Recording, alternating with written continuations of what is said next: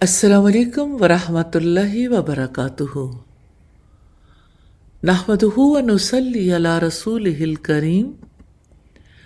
अम्मा बाद फ़ाऊज़ु बिल्लाहि मिनश शैतानिर रजीम।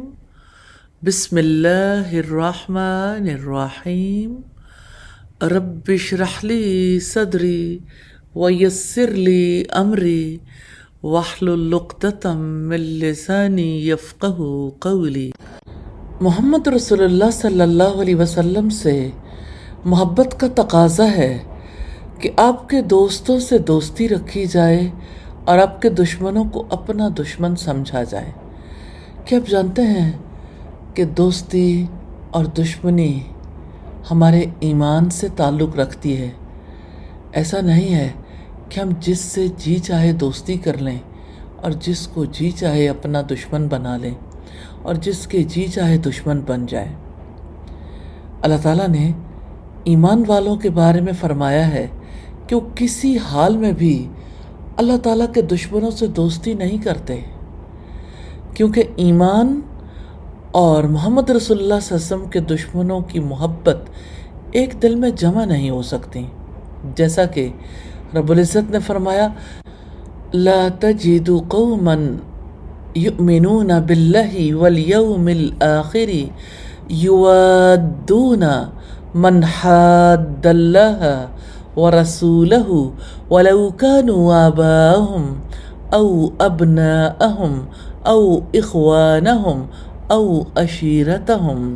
जो लोग अल्लाह ताला और आखिरत के दिन पर ईमान रखते हैं, उन्हें आप उन लोगों से मोहब्बत करते हुए नहीं पाएंगे जो अल्लाह ताला और उसके रसूल की मुखालफत करते हैं, चाहे वो उनके बाप, बेटे या उनके भाई हों या उनके ख़ानदान वाले हों।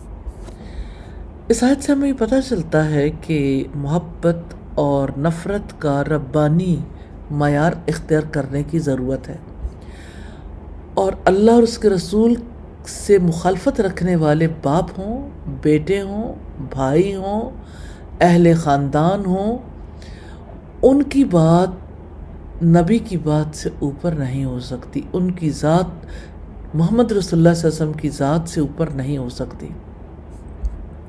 तो उस वक्त तक कोई ईमान वाला नहीं हो सकता जब तक कि उसकी मोहब्बतें और नफ़रतें अल्लाह ताला के लाए हुए दीन के ताबे ना हो जाएं।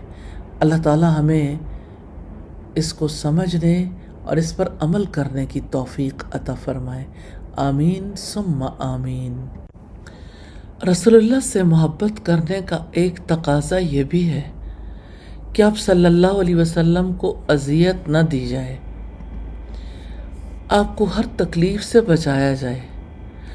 रब्बुल इज़्ज़त ने मुसलमानों को ये हुक्म दिया सूरा अल अहज़ाब की आयत नंबर 53 में, या अय्युहल्लज़ीना आमनू ला तदखुलू बुयूतन नबिय्यि इल्ला अन युअज़न लकुम इला ताआमिन गैर नाज़िरीना इनाहु वलकिन इज़ा दुईतुम फदखुलू फ़इज़ा ताइमतुम फंतशिरू वला मुस्तअनिसीना लिहदीस इन्न ज़ालिकुम काना युअज़िन नबिय्या फ़यस्तहयी मिनकुम वल्लाहु ला यस्तहयी मिनल हक़ व इज़ा सअलतुमूहुन्ना मताअन फ़स्अलूहुन्ना मिन वराइ हिजाब ज़ालिकुम अत्हरु लिक़ुलूबिकुम व क़ुलूबिहिन वमा कान लकुम अन तुअज़ू रसूलल्लाहि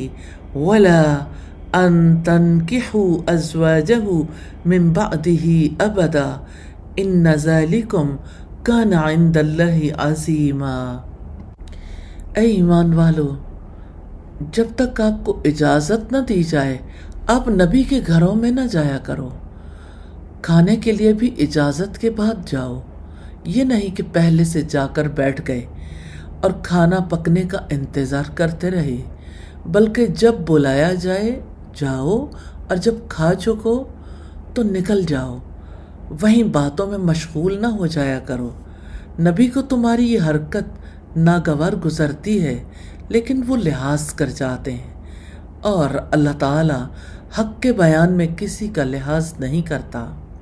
جب تم نبی کی بیویوں سے کوئی چیز طلب کرو تو پردے کے پیچھے سے طلب کرو، تمہارے اور ان کے دلوں کی کامل پاکیزگی یہی ہے۔ نہ تمہیں یہ جائز ہے کہ تم اللہ کے رسول کو تکلیف دو، اور نہ تمہارے لیے یہ حلال ہے کہ آپ کے بعد کسی وقت بھی آپ کی بیویوں سے نکاح کرو۔ یاد رکھو اللہ تعالیٰ کے نزدیک یہ بہت بڑا گناہ ہے۔ اور سورہ الاحزاب کی آیت نمبر 57 میں فرمایا، جو لوگ اللہ اور اس کے رسول کو ایذا دیتے ہیں ان پر دنیا اور آخرت میں اللہ تعالیٰ کی پھٹکار ہے اور ان کے لیے نہایت ذلیل کرنے والا عذاب ہے۔ یہاں سوال یہ پیدا ہوتا ہے، ایذا پہنچانے کا مطلب کیا ہے؟ آپ کو جھوٹا قرار دینا، شاعر قرار دینا، جادوگر کہنا، آپ کے اصحاب کو برا بھلا کہنا، آپ کی لائی ہوئی شریعت میں تبدیلی کرنا، ایسے کام ایجاد کرنا جو پہلے موجود نہیں تھے، یہ سب رسول اللہ کو اذیت پہنچانے کا ذریعہ ہے۔ اللہ تعالیٰ سے دعا ہے ہمیں ایسے کسی عمل کی توفیق نہ دیں اور ہمیں سمجھ دیں کہ ہم کوئی ایسا کام نہ کریں جس سے اللہ کے رسول صلی اللہ علیہ وسلم کے لیے ہم باعث تکلیف بن جائیں۔ آمین ثم آمین۔ محمد رسول اللہ صلی اللہ علیہ وسلم سے محبت کا تقاضا ہے کہ آپ کی سیرت اور آپ کے حالات زندگی سے مکمل آگہی حاصل کی جائے۔ اس مقصد کے لیے سیرت النبی پر لکھی گئی کتابوں کا بار بار مطالعہ کرنا چاہیے۔ ہمارے اسلاف نبی صلی اللہ علیہ وسلم کی سیرت کو خود بھی بار بار پڑھتے، انہیں سیرت کے واقعات ازبر ہوتے تھے، اپنی اولادوں کو بھی اس کا علم دیتے تھے۔ حافظ ابن قیم نے زاد المعاد نامی کتاب سفر کے دوران لکھی، لاجواب کتاب ہے۔ اس میں نبی صلی اللہ علیہ وسلم کے ہر چھوٹے بڑے کام کے بارے میں بتایا گیا، حتیٰ کہ آپ کی عادات تک کا ذکر کیا گیا ہے۔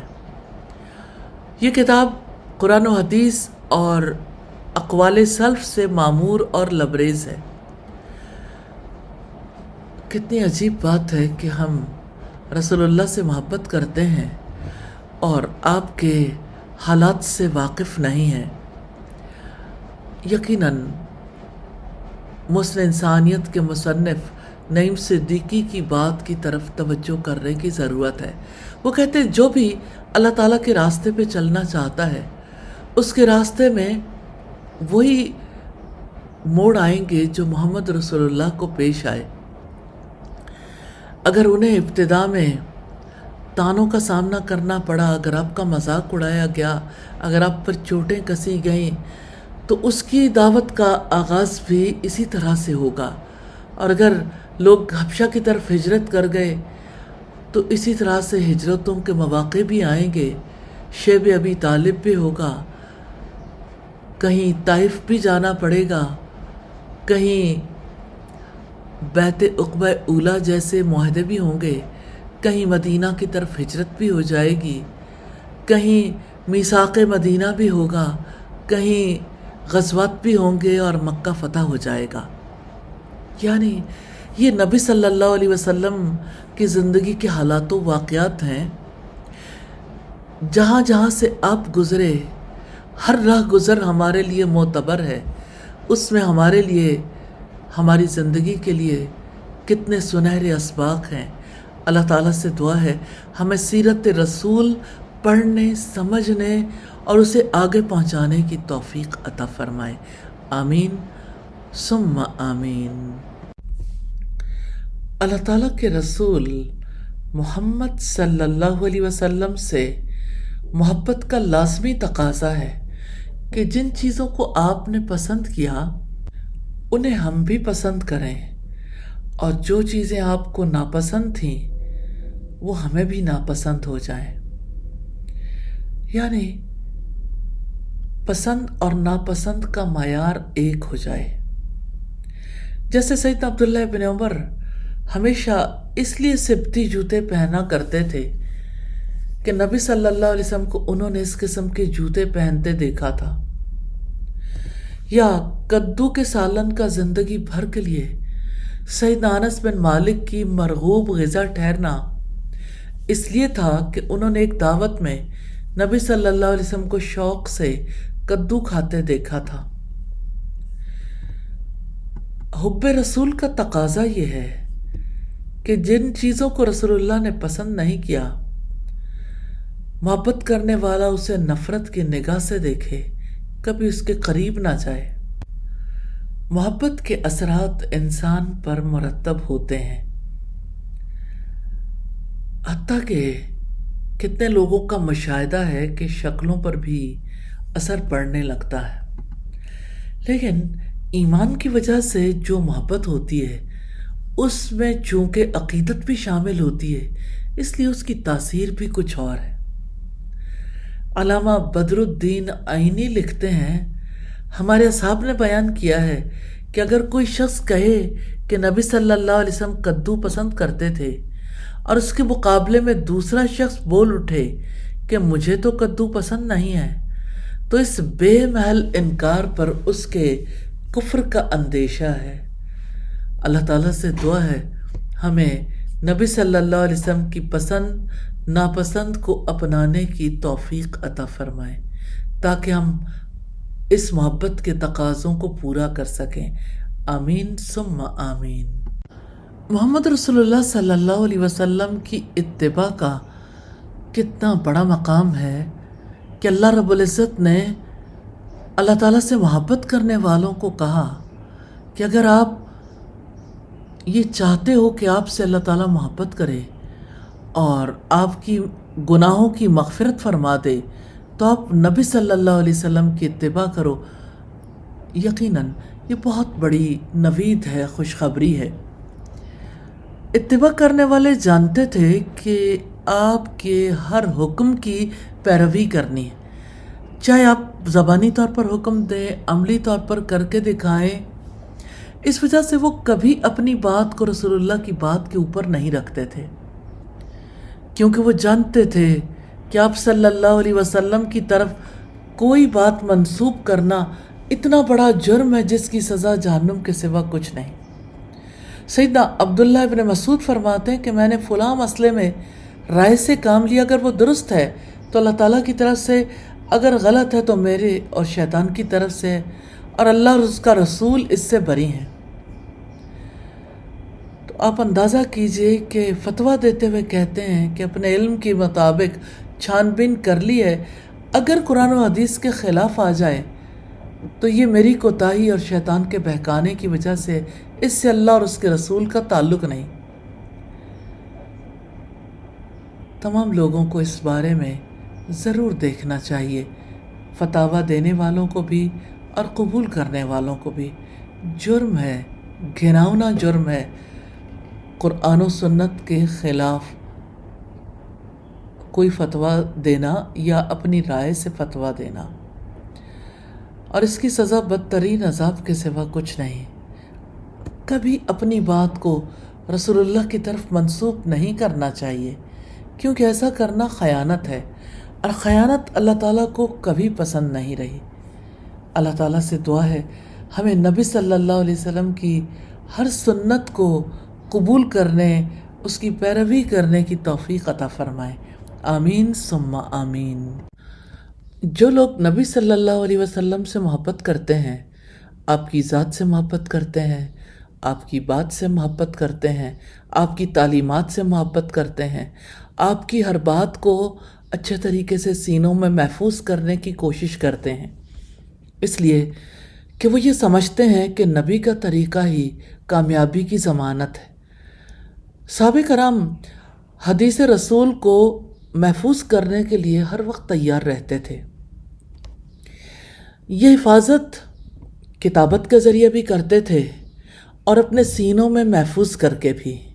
سیدنا ابو ہریرہ رضی اللہ تعالی عنہ فرماتے ہیں، میں نے رات کو 3 حصوں میں تقسیم کر رکھا تھا، ایک حصے میں نماز پڑھتا تھا، ایک حصے میں آرام کرتا تھا، اور ایک حصے میں احادیث کا دور کیا کرتا تھا۔ جسٹ امیجن، جتنے اہتمام سے اللہ تعالیٰ کے لیے نماز ادا ہو رہی ہے، نوافل پڑھے جا رہے ہیں، اتنے ہی اہتمام سے حدیث رسول کو یاد کیا جا رہا ہے۔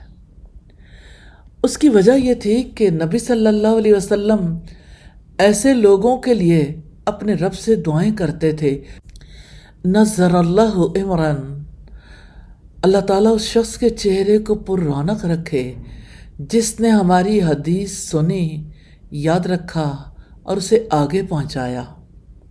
سیدنا ابو ہریرہ اسی دعا کے پیش نظر حدیث کو یاد کرنے کے لیے بہت محنت کرتے تھے۔ وہ صحابہ کرام میں سب سے بڑے حافظ حدیث تھے۔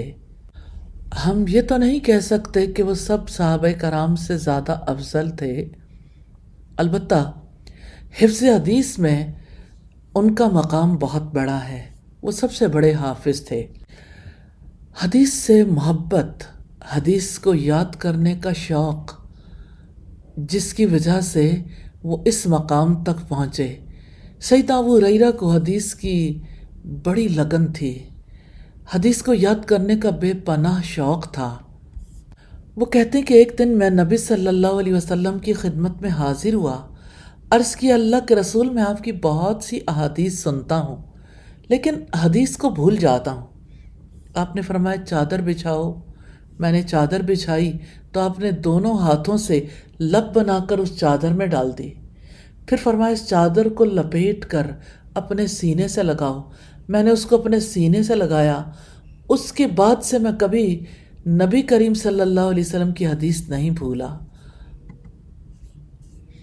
اس حدیث سے یہ پتہ چلتا ہے کہ وہ لوگ جنہوں نے سیدنا ابو ہریرہ پر الزام لگایا کہ وہ بہت حدیثیں بیان کرتے ہیں، ان لوگوں کا رد اس حدیث سے ہوتا ہے۔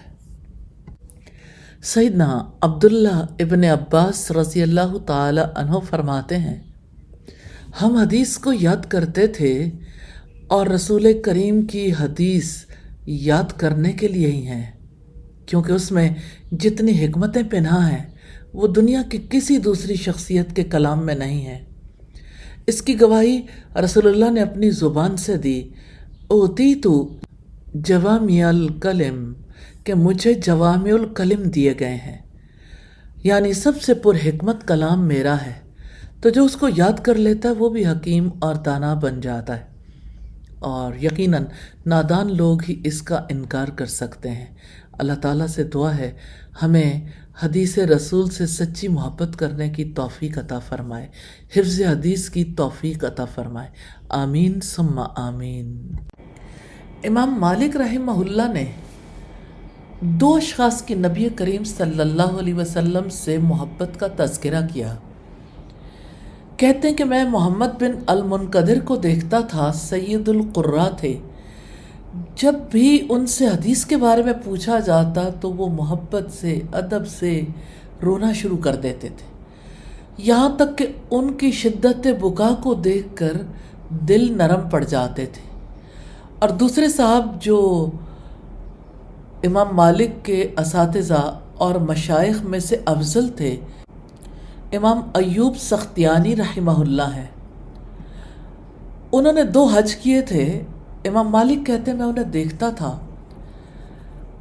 اتنے خاموش رہتے تھے کہ میں کچھ سنتا نہیں تھا، سوائے اس کے کہ جب وہ رسول اللہ کا ذکر کرتے تو بہت روتے تھے، ان پر رحم آتا تھا۔ میں نے جب ان میں رسول اللہ کی محبت دیکھی تو ان سے حدیث اور اس کا علم سیکھنا شروع کر دیا۔ اللہ اکبر! اللہ کے رسول صلی اللہ علیہ وسلم سے سچی محبت کرنے والوں نے کیسے ان کے علم کو عام کیا۔ ہمیں رسول اللہ صلی اللہ علیہ وسلم کی سچی محبت نصیب فرمائے، آمین ثم آمین۔ رسول اللہ صلی اللہ علیہ وسلم کی نماز کی سنتوں میں سے فجر کی سنتیں بڑی اہمیت کی حامل ہیں۔ آپ فجر کی سنتوں کو ہلکا پھلکا پڑھتے تھے۔ سیدہ عائشہ رضی اللہ تعالی عنہ کہتی ہیں، رسول اللہ صلی اللہ علیہ وسلم فجر کی اذان اور اقامت کے درمیان 2 مختصر رکعت پڑھا کرتے تھے۔ پہلی رکعت میں فاتحہ کے بعد سورہ البقرہ کی آیت نمبر 136 اور دوسری میں سورہ آل عمران کی آیت نمبر 64 کا پڑھنا مسنون ہے۔ یہ صحیح مسلم کی روایت ہے۔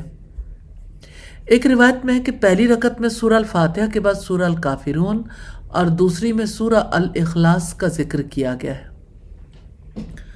رسول اللہ صلی اللہ علیہ وسلم فجر کی 2 سنتیں پڑھنے کے بعد اپنے دائیں پہلو پر لیٹ جایا کرتے تھے۔ تو سنتوں کے بعد تھوڑی دیر کے لیے دائیں پہلو پر لیٹنا رسول اللہ کی سنت ہے۔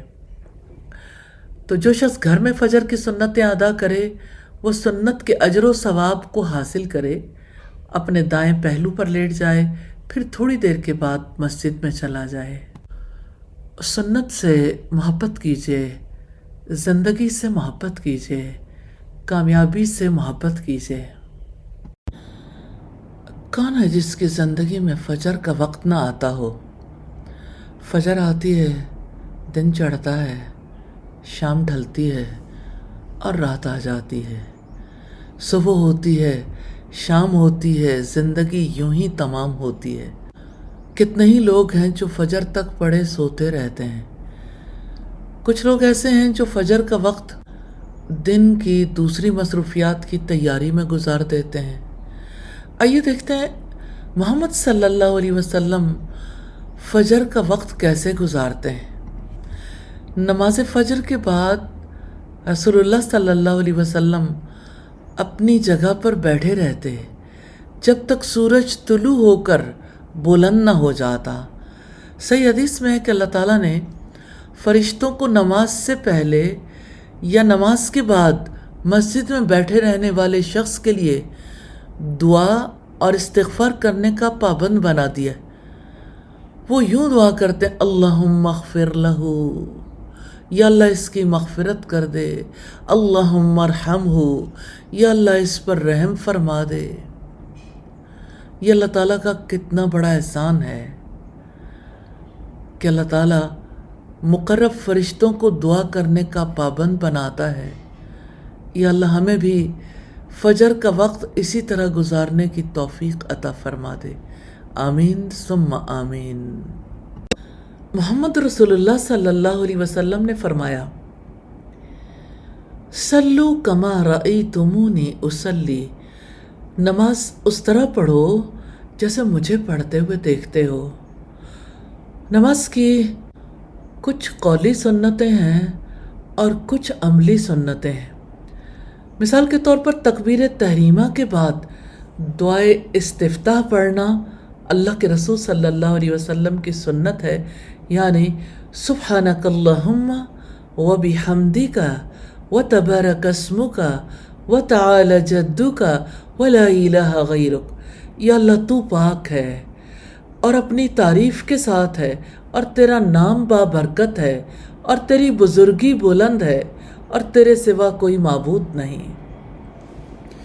دعا استفتاح میں یہ بھی ہے، اللہم باعد بینی وبین خطایای کما باعدت بین المشرق والمغرب۔ یا اللہ میرے اور میری غلطیوں کے درمیان اتنی دوری کر دے جتنی دوری تو نے مشرق اور مغرب کے درمیان کر دی ہے۔ اللہم نقنی من خطایای کما ینقی الثوب الابیض من الدنس۔ یا اللہ مجھے میرے گناہوں سے اس طرح پاک کر دے جس طرح سفید کپڑا میل سے صاف کیا جاتا ہے۔ اللہم اغسلنی من خطایای بالثلج والماء والبرد۔ یا اللہ مجھ سے میری کوتاہیوں کو برف، پانی اور اولوں کے ساتھ دھو دے۔ تکبیر تحریمہ کے بعد استفتاح کی کچھ اور دعائیں بھی رسول اللہ سے ثابت ہیں۔ جو دعا بھی آپ پڑھنا چاہیں پڑھ سکتے ہیں۔ ہاں، اس کے بعد قرات ہے، قرات سے پہلے اعوذ باللہ من الشیطان الرجیم پڑھنا ہے، پھر بسم اللہ الرحمن الرحیم پڑھنا، پھر سورہ الفاتحہ اور اس کے بعد آمین کہنا۔ آمین کہنے کے بعد ظہر، عصر، مغرب اور عشاء کی پہلی 2 رکعتوں میں، اور فجر، جمعہ اور ہر نفل نماز کی دونوں رکعتوں میں کسی اور سورت کی قرات کرنا۔ جہاں تک باجماعت نماز ادا کرنے والوں کا تعلق ہے تو امام کے پیچھے مقتدی صرف سری نمازوں میں ظہر اور عصر میں فاتحہ کے بعد کسی دوسری سورت کی قرات کر سکتا ہے، جہری نمازوں میں مغرب، عشاء، فجر اور جمعہ میں نہیں۔ اسی طرح رکوع اور سجود میں تسبیحات ہیں، یعنی سبحان ربی العظیم اور سبحان ربی الاعلی کا ایک سے زیادہ مرتبہ پڑھنا سنت ہے۔ نماز ادا کرنے والے کو صرف ان تسبیحات پر اکتفا نہیں کرنا چاہیے، اس کے علاوہ بھی دعائیں کرنی چاہیے جو کہ رسول اللہ سے ثابت ہیں، خاص طور پر سجدے میں، کیونکہ آپ کا ارشاد ہے بندہ اپنے رب کے سب سے زیادہ قریب سجدے کی حالت میں ہوتا، لہٰذا آپ کثرت سے دعا کیا کرو۔ پھر رکوع سے سر اٹھانے کے بعد ربنا ولک الحمد کہنا، پھر یہ دعا کرنا اللہم ربنا لک الحمد ملء السماوات وملء الارض وما بینہما، یا اللہ اے ہمارے رب تمام تعریفیں تیرے لیے ہیں، اتنی تعریفیں جن سے آسمان، زمین اور جو کچھ ان کے درمیان ہے وہ، اور اس کے بعد جو چیز تو چاہے سب بھر جائے، وَمِلْءَ مَا شِئْتَ مِنْ شَيْءٍ بَعْدُ أَهْلَ الثَّنَاءِ وَالْمَجْدِ أَحَقُّ مَا قَالَ الْعَبْدُ وَكُلُّنَا لَكَ عَبْدٌ۔ اور اس کے بعد جو چیز تو چاہے سب بھر جائے، اے تعریف اور بزرگی کے لائق سب سے سچی بات جو بندے نے کہی، اور ہم سب تیرے بندے ہیں، اور وہ یہ ہے اللہم لا مانع لما آتیت ولا مؤتی لما منعت ولا ينفع ذا الجد منک الجد۔ یا اللہ جو تو دے اسے کوئی روکنے والا نہیں، اور جسے تو روک لے اسے کوئی دینے والا نہیں، اور کسی بزرگی والے کو اس کی بزرگی تیرے ہاں کوئی فائدہ نہیں پہنچا سکتی۔ اور دو سجدوں کے درمیان رب اغفر لی پڑھنا، اور آخری تشہد میں سلام پھیرنے سے پہلے یہ دعا کرنا اللہم انی اعوذ بک من عذاب جہنم ومن عذاب القبر ومن فتنة المحیا والممات ومن فتنة المسیح الدجال۔ یا اللہ میں عذاب جہنم، عذاب قبر، زندگی اور موت کے فتنے اور مسیح دجال کے فتنے سے تیری پناہ میں آتا ہوں۔ ان قولی سنتوں میں سے 8 سنتیں ایسی ہیں جن پر ہر رکعت میں عمل ہو سکتا ہے، اور 5 فرض نمازوں کی 17 رکعات میں ان پر عمل کیا جائے تو یہ 136 سنتیں ہو جائیں گی، اور دن رات کی نفل نماز کی کل رکعت 25 ہوں، اور ہر رکعت میں ان 8 سنتوں پر عمل کیا جائے تو یہ 175 سنتیں ہو جائیں گی۔ اگر رات کی نفل نماز کا اضافہ کر لیا جائے اور نماز چاشت بھی پڑھی جائے تو ان سنتوں کی تعداد اور بڑھ جائے گی۔ تو جو قولی سنتیں ہر رکعت میں بار بار نہیں ہوتی ان میں دعا استفتاح اور آخری تشہد کی دعا ہے، اور 5 فرض نمازوں میں ان کی تعداد 10 ہو جائے گی، اور دن اور رات کی نفل نمازوں میں بھی ان پر عمل کیا جائے تو ان کی تعداد 24 ہو جائے گی۔ نماز تہجد کو شامل کر لیا جائے اور نماز چاشت اور تحیۃ المسجد وغیرہ میں بھی ان پر عمل کیا جائے تو ان کی تعداد بڑھ جائے گی اور اجر و ثواب میں اضافہ ہو جائے گا انشاءاللہ۔ سنت سے محبت کیجئے، زندگی سے محبت کیجئے، کامیابی سے محبت کیجئے۔ لفظ سننا۔ محمد رسول اللہ صلی اللہ علیہ وسلم نے فرمایا صلو کما رأیتمونی اصلی، نماز اس طرح پڑھو جیسے مجھے پڑھتے دیکھتے ہو۔ اب صلی اللہ علیہ وسلم نماز کیسے ادا کرتے تھے؟ آپ کی نماز کی قولی سنتیں بھی ہیں اور عملی سنتیں بھی۔ عملی سنتوں میں سے پہلی سنت ہے تکبیر تحریمہ کہتے وقت رفع یدین کرنا، یعنی ہاتھ اٹھا کر نماز کا آغاز کرنا۔ پھر رکوع میں جاتے ہوئے رفع یدین کرنا، رکوع سے اٹھ کر رفع یدین کرنا، 2 تشہد والی نماز میں تیسری رکعت کے لیے کھڑے ہو کر رفع یدین کرنا، اور رفع یدین کرتے ہوئے انگلیوں کو ملا کر رکھنا، اور رفع یدین کرتے ہوئے انگلیوں اور ہتھیلیوں کو قبلے کی سمت سیدھا رکھنا، پھر رفع یدین کرتے ہوئے ہاتھوں کو کندھوں کے برابر یا کانوں کی لو تک اٹھانا، پھر دونوں ہاتھوں کو سینے پر اس طرح رکھنا کہ دایاں ہاتھ بائیں ہاتھ کے اوپر ہو یا دائیں ہاتھ سے بائیں ہاتھ کی کلائی کو پکڑا ہوا ہو۔ دوران قیام جائز سجدہ پر دیکھتے رہنا، حالت قیام میں دونوں پاؤں کے درمیان مناسب فاصلہ رکھنا، قرآن کو ترتیل کے ساتھ پڑھنا اور دوران قرات اس میں تدبر کرنا بہت ہی اہم سنتیں ہیں۔ اس پر عمل کرنے کے لیے ضرورت اس امر کی ہے کہ پہلے انہیں یاد کیا جائے۔ اب آپ دیکھیے کہ یعنی کچھ سنتیں ایسی ہیں جو رفع یدین سے متعلق ہیں، مثال کے طور پر تکبیر تحریمہ کے وقت رکوع میں جاتے ہوئے، رکوع سے اٹھ کر 2 تشہد والی نماز میں تیسری رکعت کے لیے کھڑا ہو کر رفع یدین کرنا، اور رفع یدین کرتے ہوئے انگلیوں کو ملا کر رکھنا بھی یہ طریقہ کار ہے، اور پھر یہ کہ انگلیوں اور ہتھیلیوں کو قبلے کی سمت سیدھا رکھنا۔ یہ 6 سنتیں ہو گئیں، اور 7ویں سنت ہے رفع یدین کی ہاتھوں کو کندھوں کے برابر یا کانوں کی لو تک اٹھانا۔ اب آپ 7 سنتیں اگر اس سے متعلق ذہن میں رکھ لیں، جن میں سے کچھ تو مقامات ہیں جہاں پہ رفع یدین کرنا ہے، اور وہ مقامات 4 ہیں، اور پھر یہ کہ باقی طریقہ کار ہے جیسے انگلیوں کو ملا کر رکھنا، قبلے کی سمت سیدھا رکھنا، اور ہاتھ کانوں کے لو کے برابر یا کندھوں کے برابر اٹھانا۔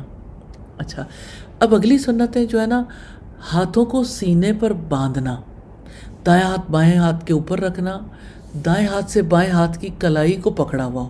اب یہ طریقہ کار ہے سینے پہ ہاتھ باندھنے کا۔ اگر آپ نماز کی کیفیت کو سامنے رکھ لیں اور ترتیب سے دیکھ لیں تو انشاءاللہ یہ چیزیں یاد رکھنی مشکل نہیں ہوں گی، اور کرنی تو بالکل نہیں ہوں گی۔ اب کھڑے ہیں تو نظریں کہاں ہوں گی؟ جائز سجدہ پر، اور دونوں پاؤں کے درمیان مناسب فاصلہ ہوگا، اور قرآن کو ترتیل کے ساتھ پڑھیں گے اور اس میں تدبر کریں گے انشاءاللہ۔ یہاں تک تو ہو گیا قیام، اور اس کے بعد ہوں گی رکوع کی سنتیں جو ہم آئندہ دیکھیں گے انشاءاللہ۔ خواب دیکھنا زندگی کے معمولات میں سے ہے۔ محمد صلی اللہ علیہ وسلم بھی خواب دیکھتے تھے۔ آپ صحابہ کرام سے بھی پوچھتے تھے، آج کسی شخص نے کوئی خواب دیکھا ہے؟ خواب اچھے بھی ہوتے ہیں اور برے بھی۔ نبی صلی اللہ علیہ وسلم نے برے خواب کے شر سے بچنے کے لیے حکمت عملی سمجھائی ہے۔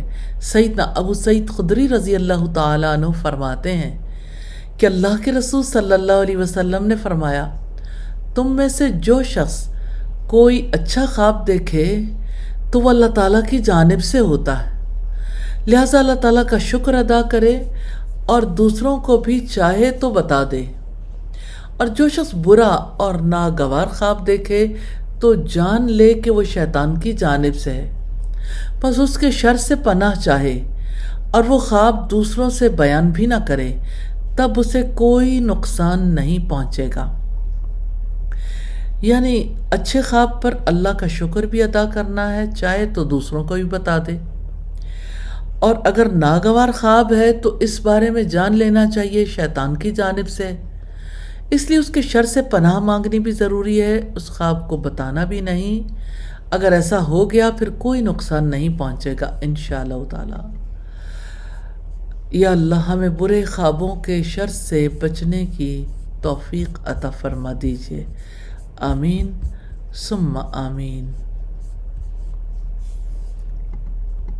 خواب سچے بھی ہوتے ہیں، جھوٹے بھی ہوتے ہیں۔ خواب ہماری نفسیاتی کیفیت کی عکاسی بھی کرتے ہیں۔ اسلامک پوائنٹ آف ویو سے اگر ہم دیکھیں تو خواب دوسری دنیا کے معاملات کا اظہار بھی کرتے ہیں۔ سیدنا سمرہ بن جندب سے روایت ہے کہ رسول اللہ اکثر پوچھتے تھے کہ آپ میں سے کسی شخص نے آج کوئی خواب دیکھا ہے؟ جیسے کوئی خواب اللہ تعالیٰ نے دکھایا ہوتا وہ بیان کر دیتا۔ ایک صبح اللہ کے پیارے رسول نے فرمایا، رات میرے پاس 2 فرشتے آئے، مجھے ساتھ چلنے کو کہا۔ میں ان کے ساتھ چل دیا۔ ہم ایک شخص کے پاس پہنچے جو لیٹا ہوا تھا اور دوسرا اس کے پاس پتھر لیے کھڑا تھا۔ وہ اس کے سر پر پتھر پھینک کر مارتا، جس سے اس کا سر پھٹ جاتا اور پتھر لڑھک کر دور جا پڑتا۔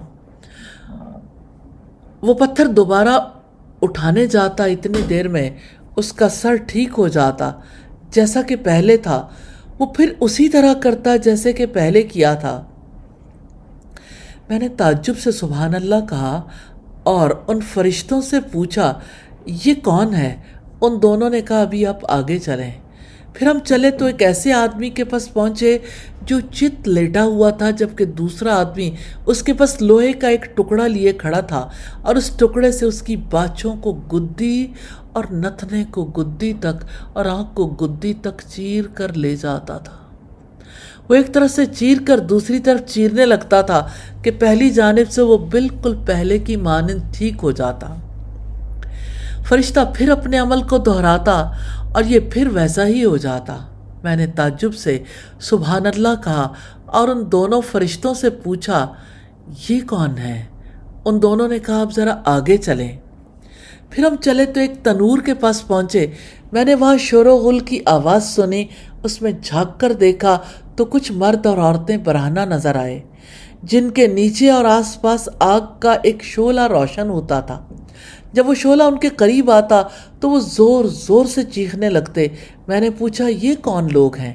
فرشتوں نے کہا اب ذرا آگے چلیں۔ ہم تھوڑا ہی آگے بڑھے تو ایک نہر کے پاس پہنچ گئے۔ مجھے اس کا رنگ خون کی طرح سرخ لگا۔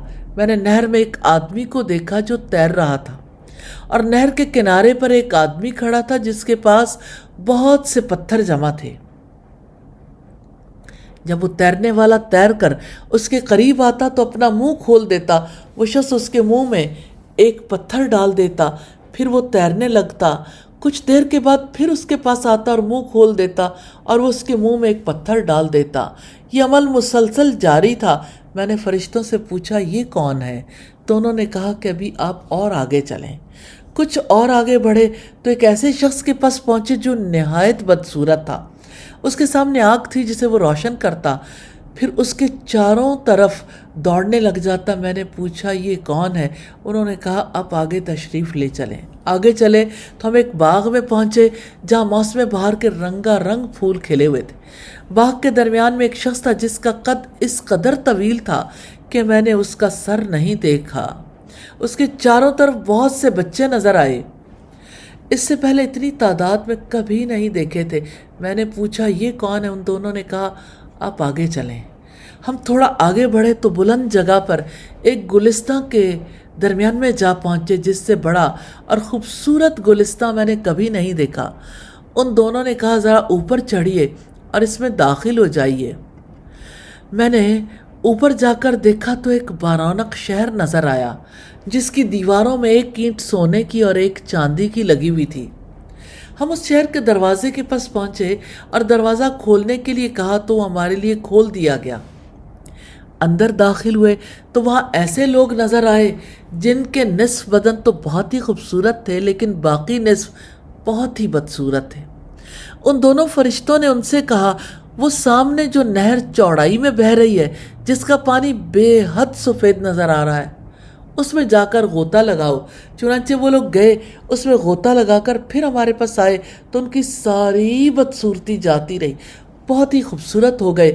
فرشتوں نے مجھ سے کہا یہ جنت عدن ہے اور یہ آپ کا مقام ہے۔ میں نے نگاہ بلند کی تو بالکل سفید ابر کی مانند ایک عالی شان محل نظر آیا۔ وہ بولے یہ آپ کا محل ہے۔ میں نے ان دونوں سے کہا کہ اللہ تم دونوں کو برکت عطا فرمائے، ذرا مجھے اس میں داخل تو ہونے دو۔ وہ بولے آپ اس میں ضرور داخل ہوں گے لیکن ابھی نہیں۔ رسول اللہ نے فرمایا میں نے ان دونوں فرشتوں سے کہا رات بھر میں نے جو عجیب عجیب مناظر اور چیزیں دیکھی ہیں ان کی حقیقت کیا ہے؟ وہ بولے ابھی آپ کے سامنے بیان کیے دیتے ہیں۔ وہ پہلا آدمی جس کے پاس آپ آئے اور اس کا سر پتھر سے پھوڑا جا رہا تھا وہ شخص تھا جس نے قرآن یاد کر کے بھلا دیا اور فرض نماز میں کوتاہی کیا کرتا تھا۔ وہ شخص جس کی باچھیں، نتنے اور آنکھیں اس کی گدی تک چیری جا رہی تھیں، وہ شخص الصبح اپنے گھر سے نکلتا اور سارا دن جھوٹی افواہیں لوگوں میں پھیلاتا رہتا تھا، اور وہ برہنہ مرد اور عورتیں جو تنور میں تھیں وہ سب زنا کے مجرم تھے، اور جو شخص نہر میں تیر رہا تھا اور پتھر کے لقمے کھا رہا تھا وہ سود کھانے والا آدمی تھا۔ وہ بدصورت آدمی جو آگ بھڑکا کر اس کے چاروں طرف دوڑ رہا تھا وہ مالک داروغہ جہنم تھا، اور وہ دراز قد آدمی جو باغ میں آپ کو نظر آئے وہ سیدنا ابراہیم علیہ السلام تھے، اور جو بچے ان کے چاروں طرف آپ نے دیکھے وہ فطرت اسلام پر جان دینے والے بچے تھے۔ کچھ لوگوں نے پوچھا کیا یہ مشرکوں کے کمسن بچے تھے؟ رسول اللہ نے اس بات میں جواب دیا، پھر فرمایا وہ لوگ جن کا نصف حصہ بہت خوبصورت اور نہایت بدصورت تھا، وہ لوگ تھے جنہوں نے اچھے برے یعنی ملے جلے کام کیے تھے، پھر اللہ تعالیٰ نے اپنے فضل سے ان کی خطائیں معاف کر دیں۔ کیسی تھی وہ زندگی جس زندگی سے لوگ برکتیں حاصل کر رہے تھے، فیض پا رہے تھے۔ اللہ تعالیٰ سے دعا ہے ہمیں بھی ان جیسی زندگی گزارنی نصیب فرما دے، آمین ثم آمین۔ سبحانک اللہم و بحمدک نشہد ان لا الہ الا انت نستغفرک و نتوب الیک۔ السلام علیکم ورحمۃ اللہ وبرکاتہ۔